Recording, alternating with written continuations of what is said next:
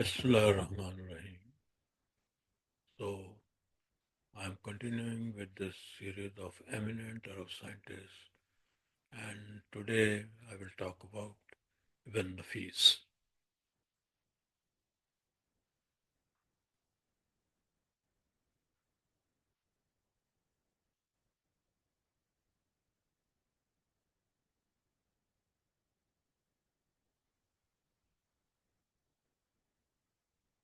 So, he is credited with the discovery of human blood circulation in the 13th century, much before the description of William Harvey. His actual name was Alauddin Abu al Hassan, and of course, his popular name was Ibn al Nafis. Year of birth 1213 AD, and birthplace near Damascus, that is Kharasja, and he died in 1288 AD. So he was a polymath, um, means that he worked in many different areas, including medicine, surgery, physiology, anatomy, biology, Islamic studies, jurisprudence, and philosophy. Let us look at his scientific achievements. So it is universally accepted that he was the first person to describe the pulmonary circulation of the blood. So his work regarding the right-sided, that is pulmonary circulation, predates the later work of William Harvey's motu cordis.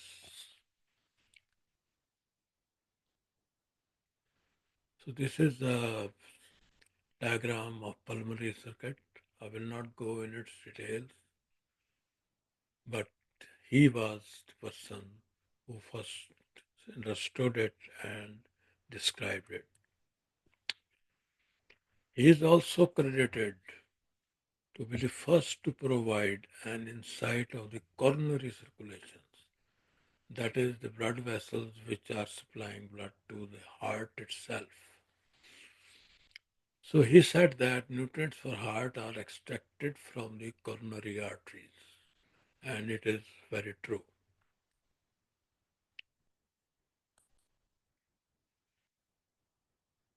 So here is the diagram of the coronary circulation.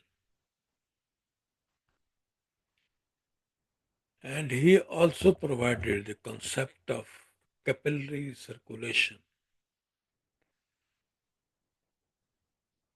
You know that capillaries are very fine microscopic blood vessels which are found in distant parts of our body, and they cover every part of the body, and the blood is supplied by these vessels and taken back by these vessels. So he said that there must be small communications or pores between the pulmonary artery and vein. So this capillary system was discovered 400 years after his statement. So although he did not know the details, but he had the idea of capillary circulation. So this is capillary. You can see uh, a diagram, a sketch showing capillary circulation, and you can see that these capillary, there are big arteries and veins, and they are interconnected by microscopic capillaries, and this constitutes capillary circulation. And he also disagreed with Gallen's theory that heart's pulse is created by the arteries tunics. So, what are tunics? Tunics are actually the layers of the arterial wall. The arterial wall is very thick and it has three layers. So, Galen, that is Galenus, he thought that it was the heart pulses due to the vibration of these tunics of the arteries. But Ibn al-Nafis said that pulse was a direct result of the heartbeat. And he even observed the contraction of arteries and expansion at different times, depending upon their distance from the heart. That is, he was able to note that not all arteries contract at the same time or expand at the same time. Their contraction or expansion depends on their distance from the heart.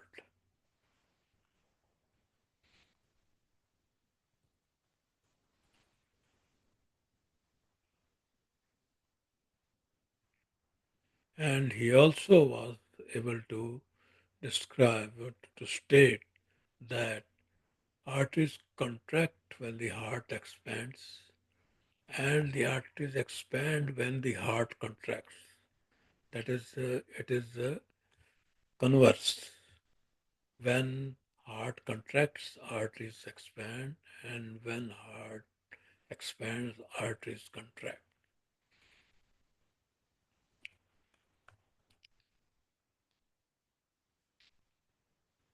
And he was also one of very few physicians at the time who supported the view that the brain rather than the heart was the organ responsible for thinking and sensation.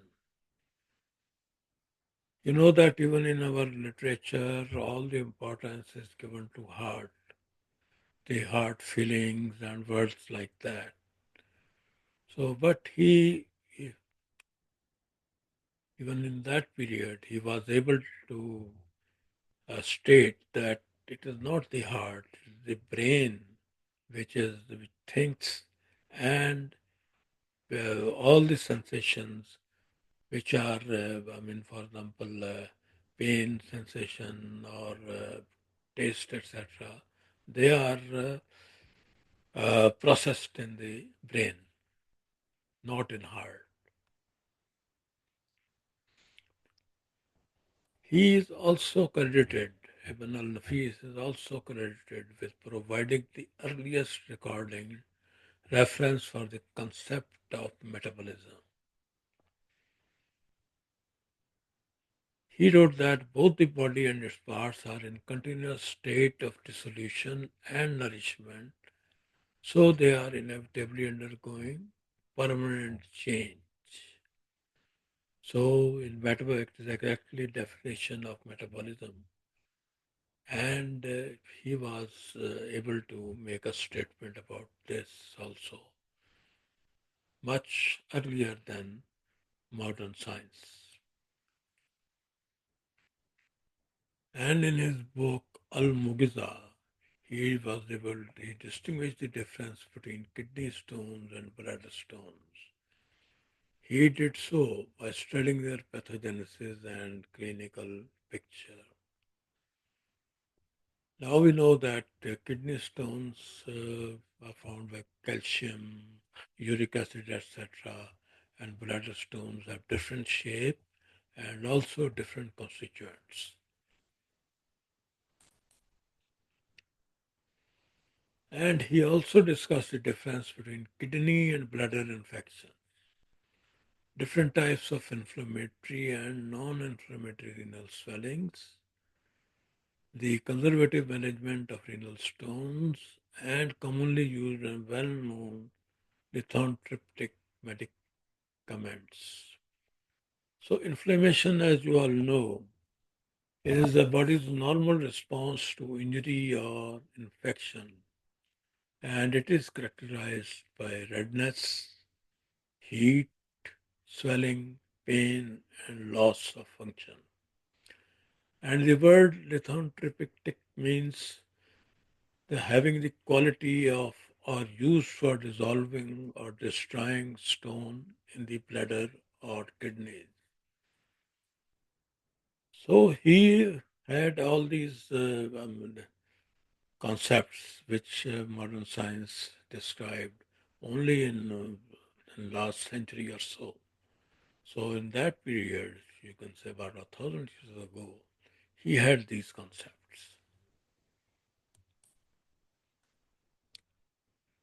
And like Hippocrates, he was able to construct an outbreak map of an epidemic which spread in Damascus during his period and was able to locate the origin of the outbreak. And his method was used by John Snow 600 years later when he constructed his own outbreak map during an epidemic.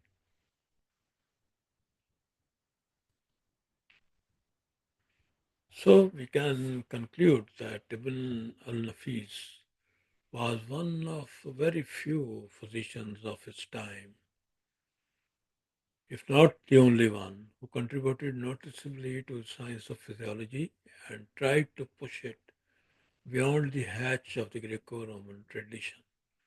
I mean, the people in those times, they thought it was a sin to challenge any concept uh, put forward by Greeks and Romans. But he challenged them and was proved right. So he wrote a number of books, so more than 110 books. And he wrote a book, Sharh Tashri al-Qanun, which was a commentary on the anatomy books 1 and 2 written by Ibn Sina, that is Kitab al-Qanun. And when he wrote this Sharh Tashri al-Qanun, he was only 29 years old. And it is considered his most famous book. There's another book known as Al-Shamil fi al-Tib, the comprehensive Al-Shamil fi al-Tib, the comprehensive book on medicine. So he actually started compiling it as an encyclopedia of more than 300 volumes. But he could not complete it. He has completed only 80 volumes when death knocked at his door. But even then, these 80 volumes are considered as one of the largest medical encyclopedias ever written by one person. So it gave a complete summary of the medical knowledge in the Islamic world at that time.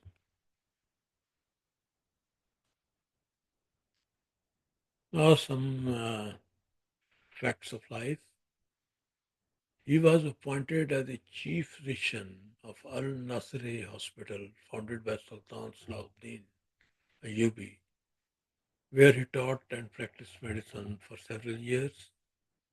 In 1236 AD, Ibn al-Nafis, along with some other colleagues, moved to Egypt on the request of Ayyubid Sultan al-Kamil, and he lived most of his life in Egypt and witnessed several key events such as the fall of Baghdad and the rise of Mamluks in his lifetime. He was also the personal physician of Sultan Baybars and other prominent political leaders, thus showcasing himself as an authority among practitioners of medicine. I mean, he was acknowledged as a great physician even in his own times, and he was a royal physician.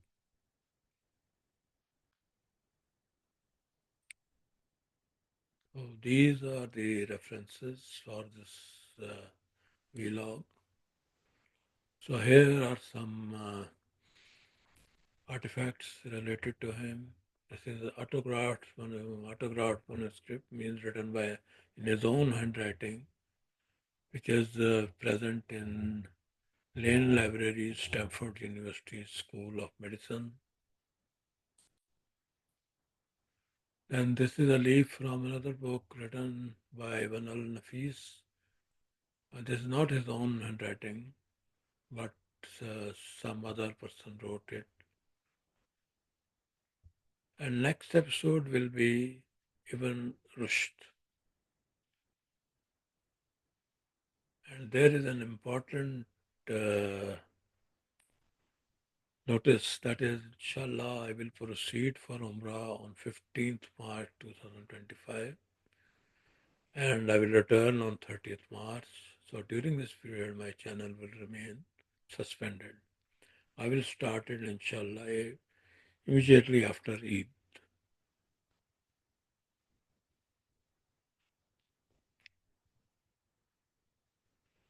So here my addresses are given, and also on the left side you can see a bubble with my picture. When you click on it, the option for subscription to subscribe will appear. Thank you very much. I hope that you liked my this effort, this vlog. Allah Hafiz.